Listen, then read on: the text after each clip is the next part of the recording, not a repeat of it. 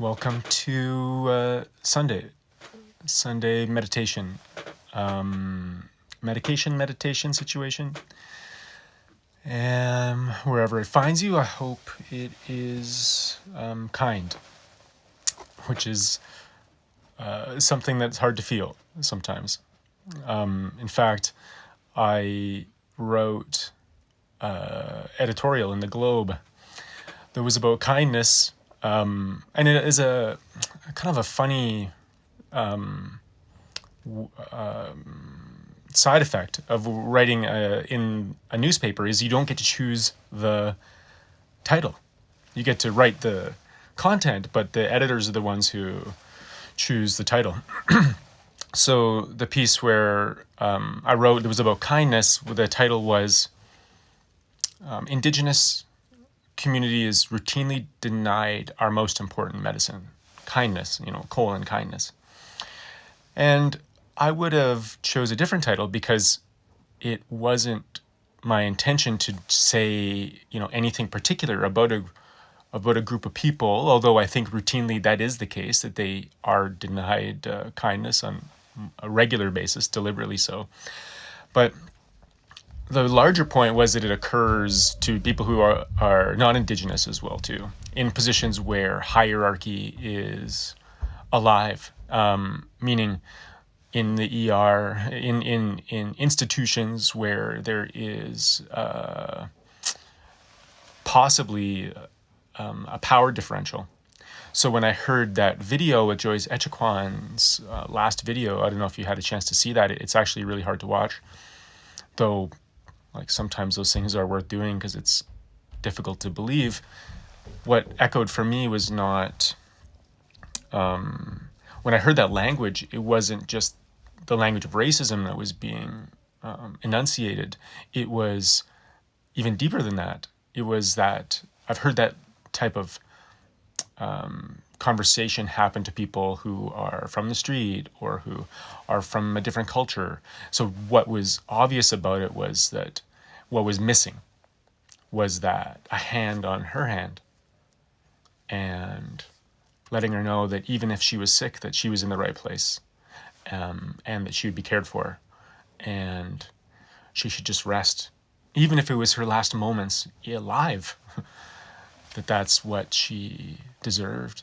And that's not what she got. So when I heard that video, obviously it was egregious in terms of its glaring lack of empathy, but the language was very familiar. So, I wrote this editorial in the Globe that was more or less about where that language comes from.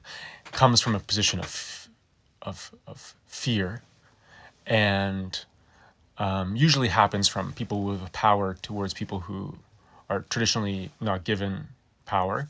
And it kind of just, as this editorial goes on to say, it is a hierarchical way of thinking because people feel their position is tenuous. So if you were in that position, you felt that you were dealing with something that was perhaps in your own life that was hard to endure.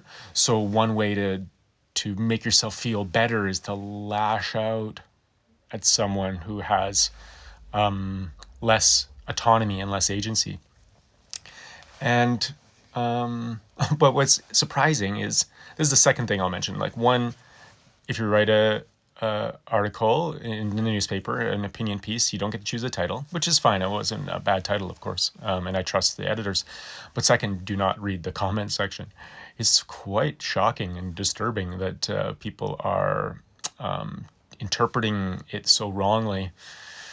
Meaning, the piece, I don't know if you had a chance to read it, the piece finishes with me and my co-author Dave Corchin calling for an educational infrastructure that would be led by our First Nations that would help introduce Canadians to their way of thinking from a spiritual perspective, in which is very grounded in nature and very in not all people, okay, but the people who would be the ones who I would consider great examples of this is very humble way to look at the world. meaning we're deeply interconnected. We have to live off the land. We have to find a way to be in harmony with all of creation. That's their attitude, right? And so in the comments section, people get a chance to be vicious in the newspaper because their identity, again, is stripped so they can let their worst self show a lot of the time. And, the misinterpretation is saying, oh, well, we're better than bugs. What are you saying? Like we're all equal? Like that, the world wouldn't function if we consider ourselves, that the toad is no better than us.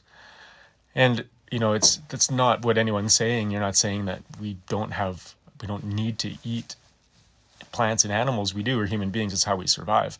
But recognizing that position of nature being so highly interlinked leads to an opportunity to be grateful more and more often, rather than feeling you deserve something. So that's just the attitude that comes through Turtle Lodge and these, people, First Nations people that I have a chance to interact with through there, what they would call the knowledge keepers, is not just a more gentle way to include ceremony in more and more often in our lives. What I mean by that is I don't know if you've had a chance to kill an animal. It's a sad thing, actually. If you go hunting, it's not a moment for elation. It's generally you feel kind of cruel. I do, killing a living thing in front of its mother or whatever. It's a traumatic thing to be a part of. So it offers this chance to have that felt experience, because when you're obviously eating animals, that's what's happening. You just don't see it. So introducing more and more opportunities to know what it takes to keep you alive is a good way for you to understand how you want to live. And, I remember my dad describing to me when he saw this group of First Nations hunters who, they were hunting and at the same time as my dad, and they got a moose. He said he went down and talked to them and was watching them as they cleaned it. And it was my family, and we still do. We leave the hide in the bush because, we don't know what to do with it. So we leave the head and the hide and the horns, and, we're not into collecting things. But they cleaned it up so nice. They took all of the hide and the bones and did what they could with it. So I think there's just a chance for us to draw a greater sense of presence from this contact. So anyway, that was the kind of introduction into this idea of including more and more aspects in our life until the whole thing becomes ceremony, where we get reminders throughout our day about how to be grateful, how to live in, love, and bring more and more of that into how we are in the world. So I think that's my wish for myself, is to just include gratitude and reverence in every spot that I can manifest it in during my day, which is difficult right now because I'm going through my own stuff with my health. My health's fine, by the way. So those of you who've worried about it or who heard word, I feel great. It's just that now all of a sudden you're reminded that it is a one-way trip. And it's not that life is short, it's that being dead is so long. So, but guess what? That's just, I don't want to get heavy, but that's just the way it is. There's no one gets out. No one gets out. But then you're asked, even in this face of this, though you must die, you must. There's no, and it's not going to be at a time or in the way of your choosing, unfortunately. Not always, very rarely. And though we all would wish to live a very long life and die in our sleep of a painless thing, that's not how it tends to happen a lot of the time. I don't want to be macabre, and I don't think you need to dwell on it, but I think it should be considered, because as you consider it, our final grand ceremony, a way that we can reflect on it, again, not dwell on it, but give us a chance to ask the question, how do I truly want to live?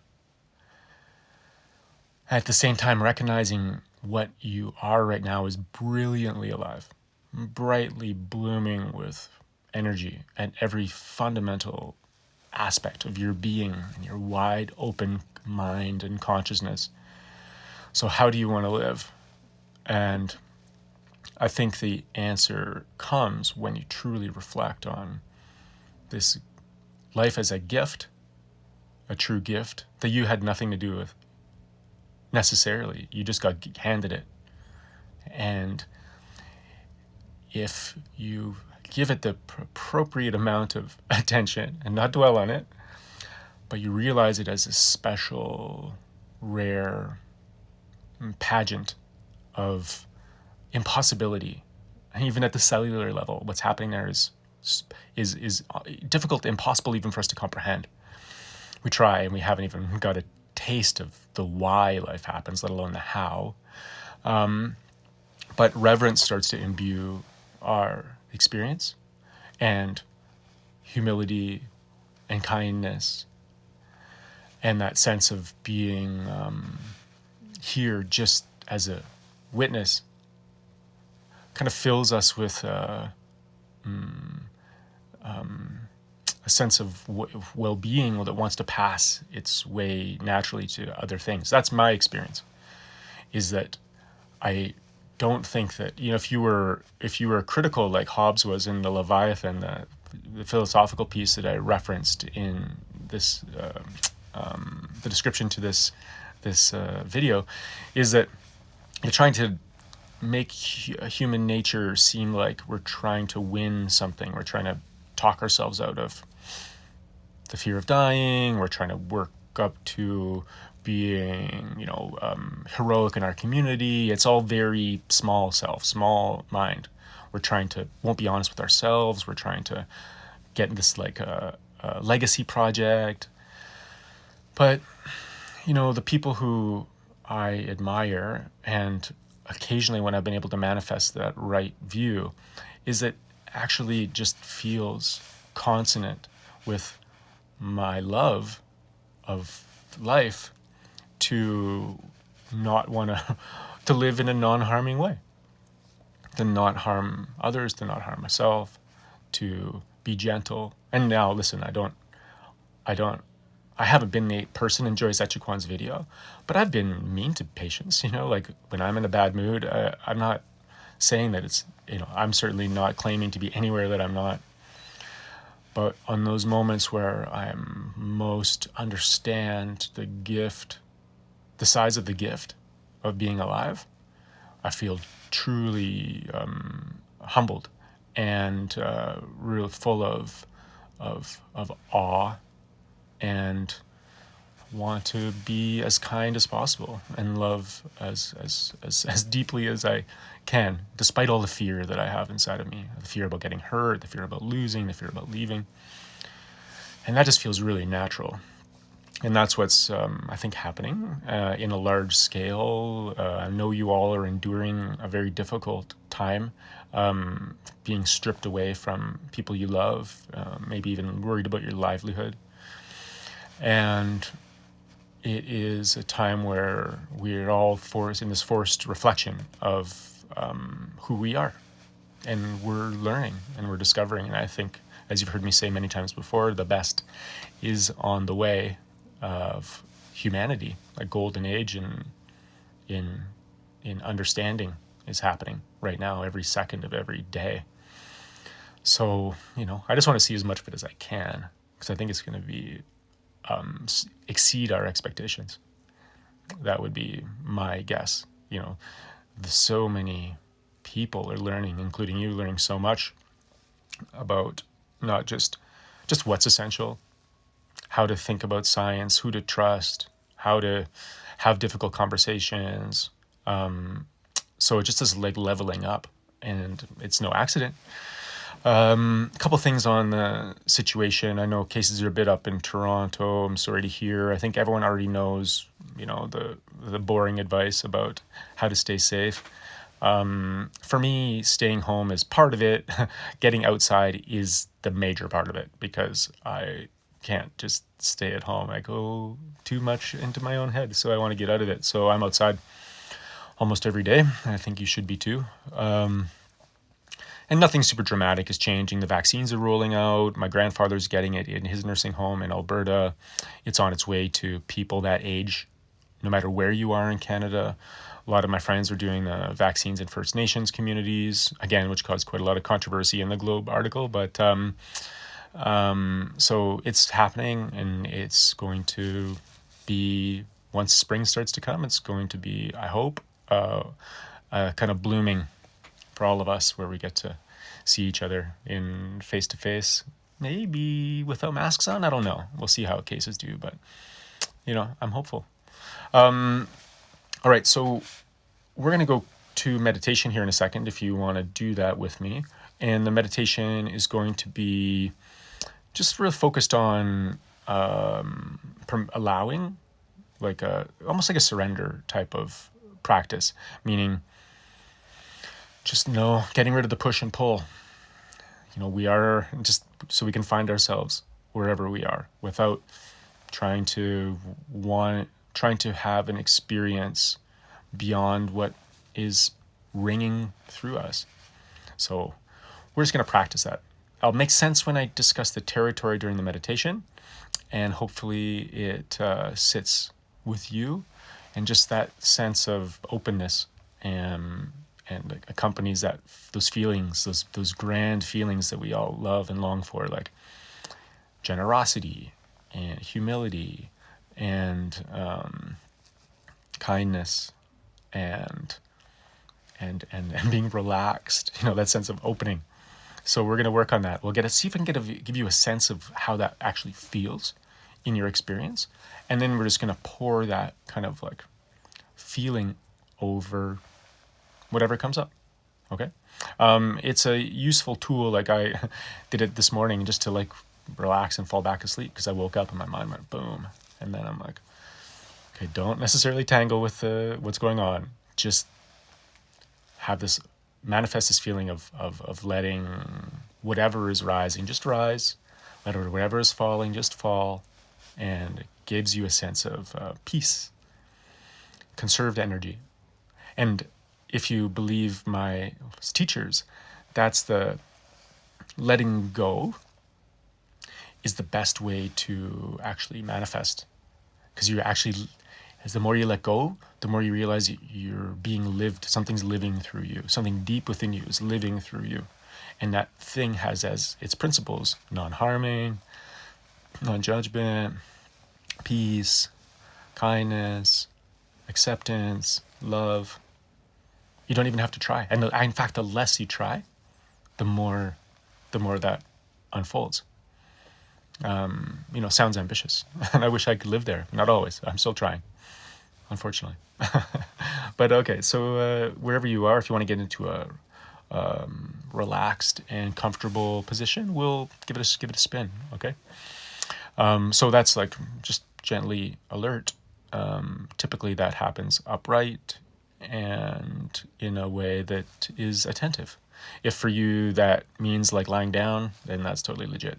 Lying down is also a good way to do that, hold that attitude of surrender. Okay, so wherever you are, if you want to play along, just get into your comfortable position and close your eyes. We'll start and end with a bell.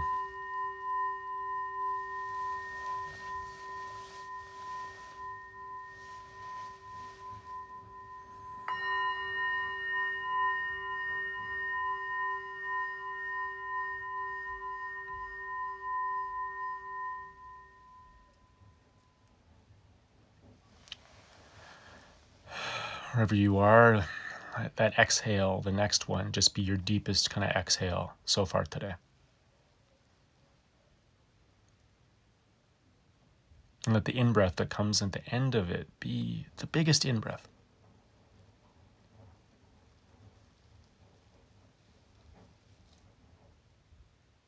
Exhale, and this one even deeper than that first one. Slower. That sense of allowing is sometimes closer than we think.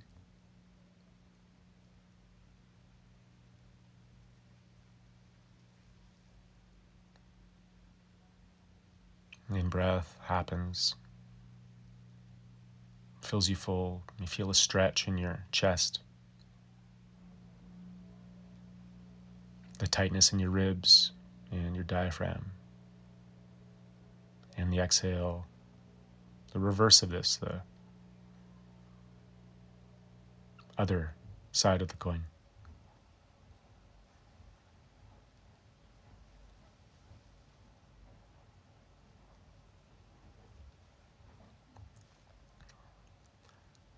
On the exhale, any tension in your body or your emotional body, can let it just connect with the earth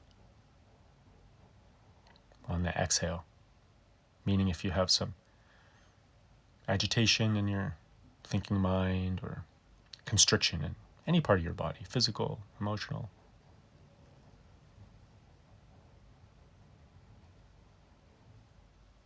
now's a time in our practice where we can just let that kind of contact the earth, the ground beneath us.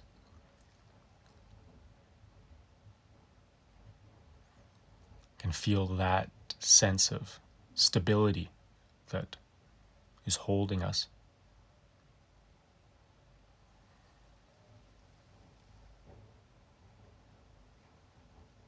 This day and all days.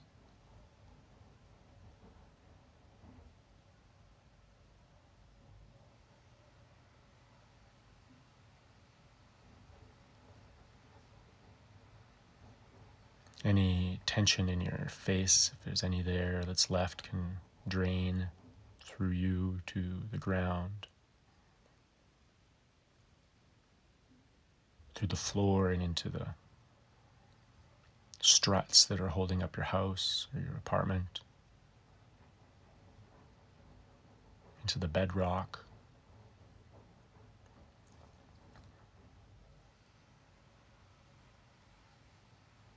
Thousands and thousands of feet of earth.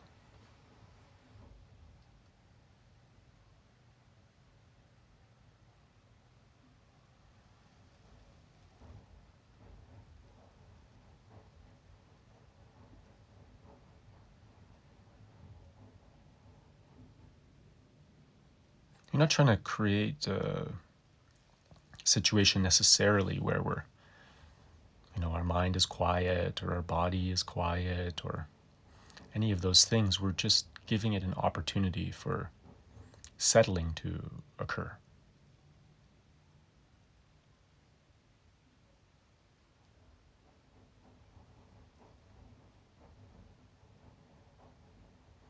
And sometimes contact with a stable part of our experience, the out breath as it lands to a relaxed body, or the position you're in being held by the planet, and the sense of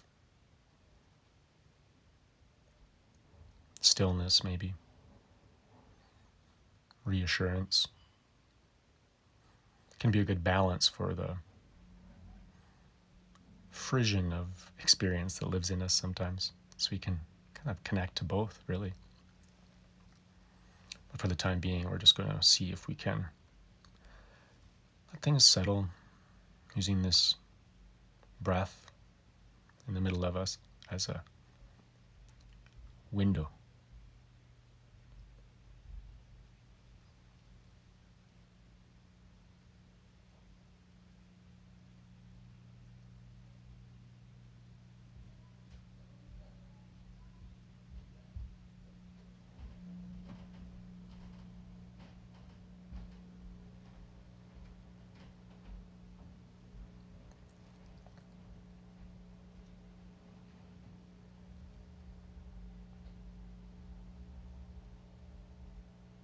That's good.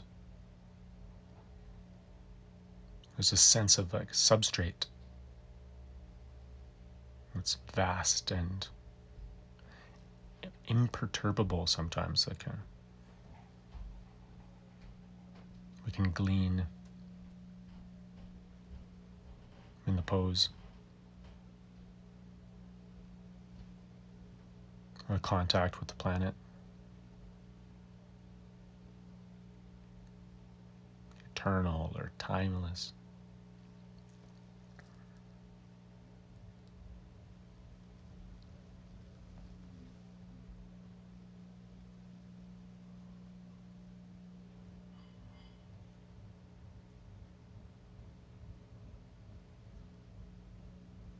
The breath is there to kind of guide us sometimes. The body, the still body, either thing can be a tool, a concentration tool that points us to a compass rose that is beyond us.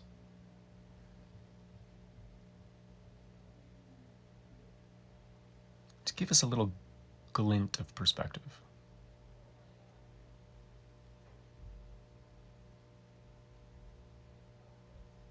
While we have these very human experiences, there's something that's big around them.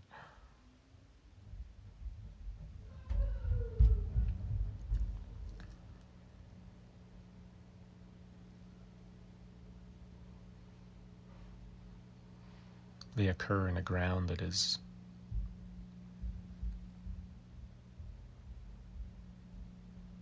expansive, strong, stable,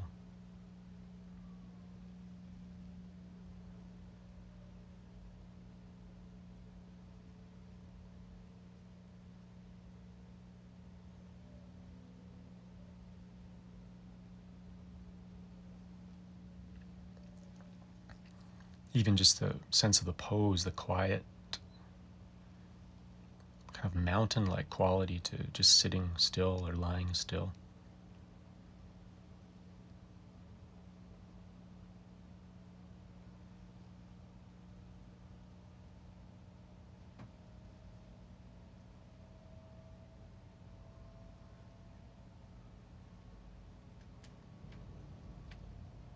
These shapes, we're sitting in shapes. People have been sitting in these shapes for thousands and thousands of years.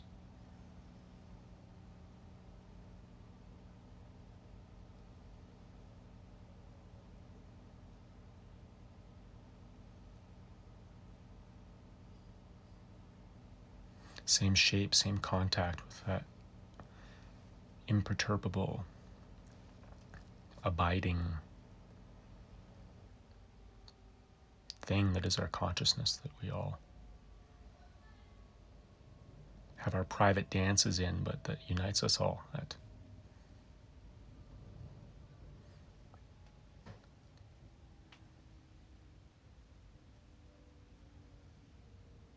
calm, deep,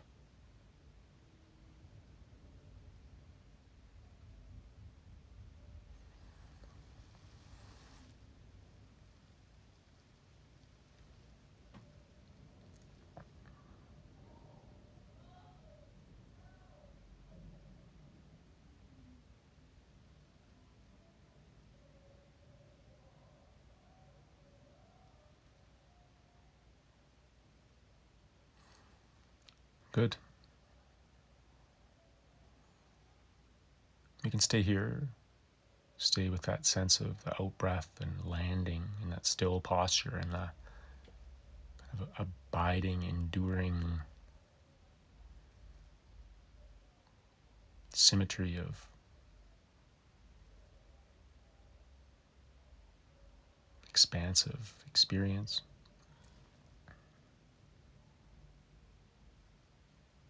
Or just with the softness of the out-breath is a good loving place.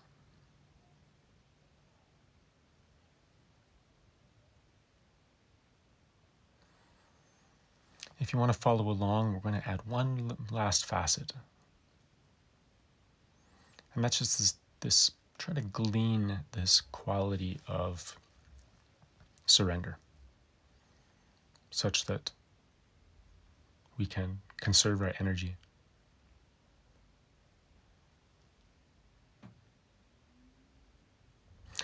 So if one way to do it is to, if you have a visual screen in your mind, is to paint there a bright yellow happy face. Really vivid, really yellow, with two eyes and that goofy grin.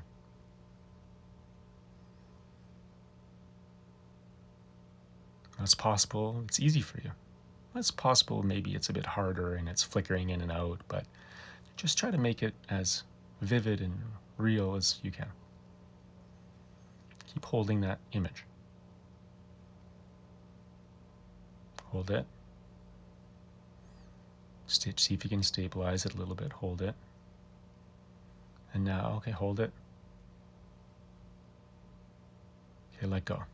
Let it go.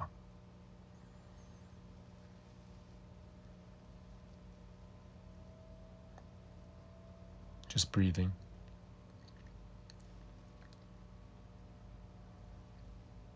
Just sitting. If that image occurs again, just let it.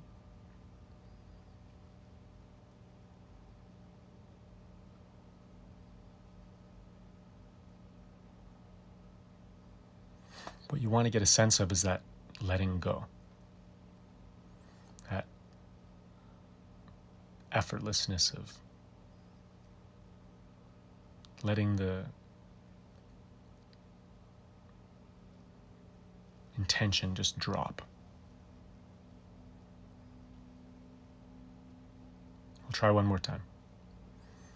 Okay, happy face. Yellow, two eyes, big goofy grin. Let go.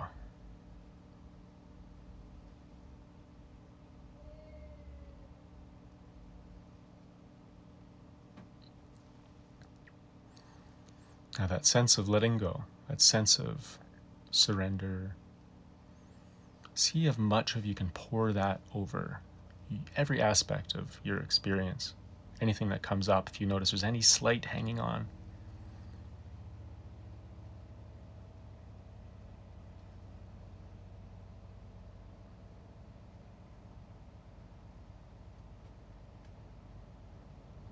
just allowing.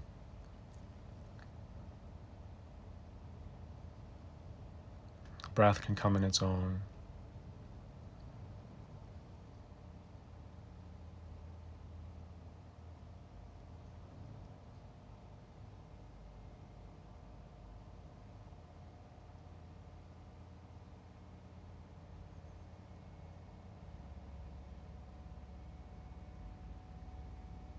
Any irritations that come up, yep, they can come up. Just let it go. Anytime you notice you're hanging on or having an intention to control your attention, just that allowing that feeling of release.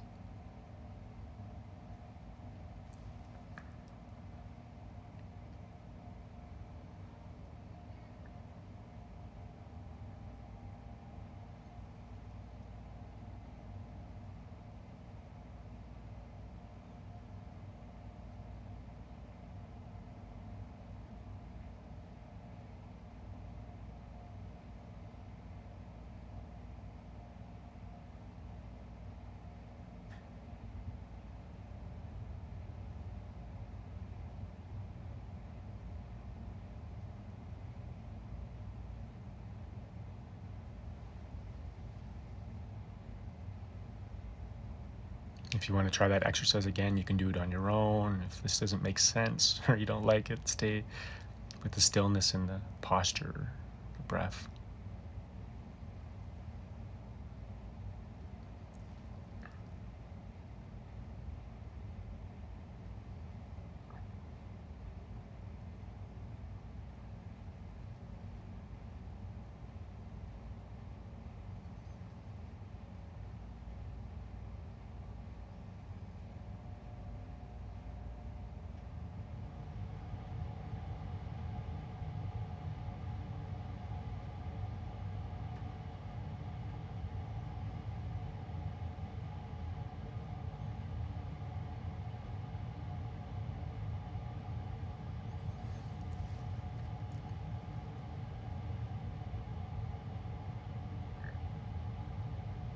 that permission, that allowing, that's the geography that maps onto feelings like kindness, gratitude,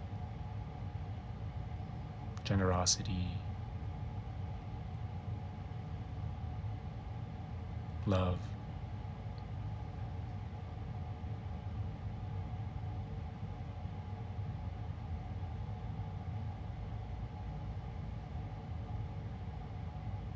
That's an emergent, that's why I think it's an emergent quality in us.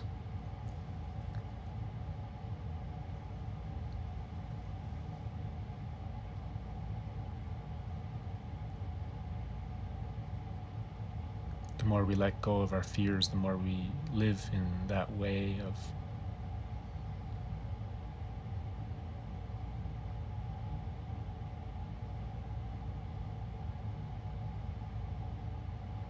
permission,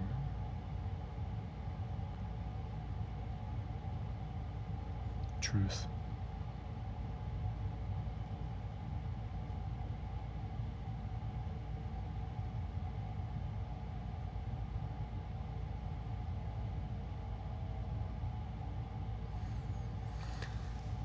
This final parts of the meditation, we send that intention. We don't even need to send it, it's happening through us, living through us. But if we could direct it like a Care Bear stare or spotlight,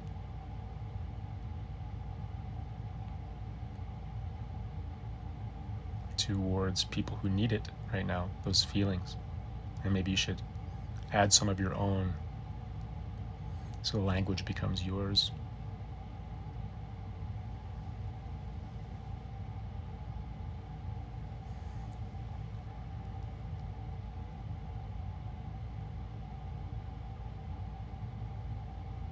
A sense of whatever is brimming over full in our souls that wants to reach out to people in harm's way.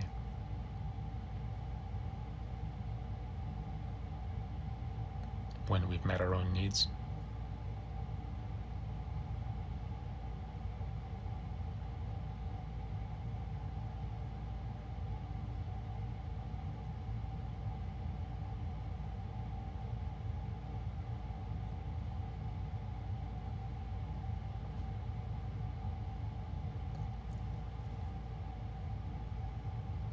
And send that word or series of words that sometimes accompanies that feeling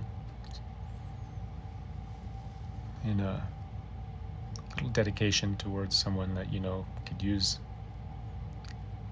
that kindness.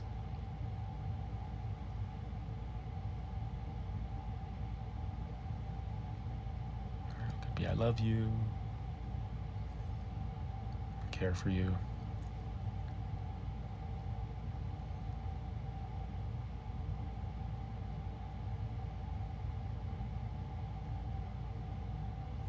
So if you could take those feelings and from the unfettered nature that's embedded in us, that wants to help, heal, love, soothe,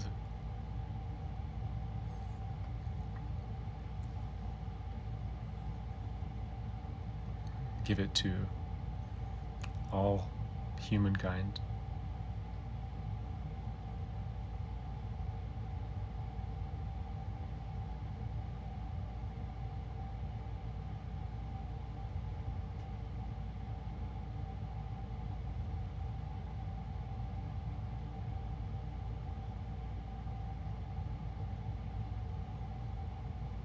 Whoever you are, wherever you are, may you be safe. May you feel safe. May you know safety.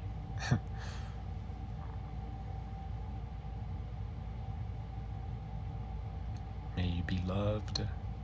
May you love.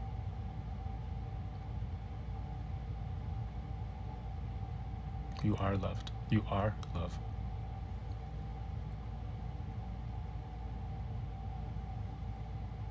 May you know peace, become peace, live in peace.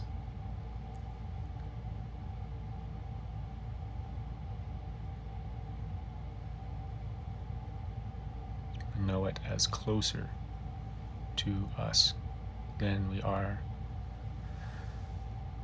even to ourselves.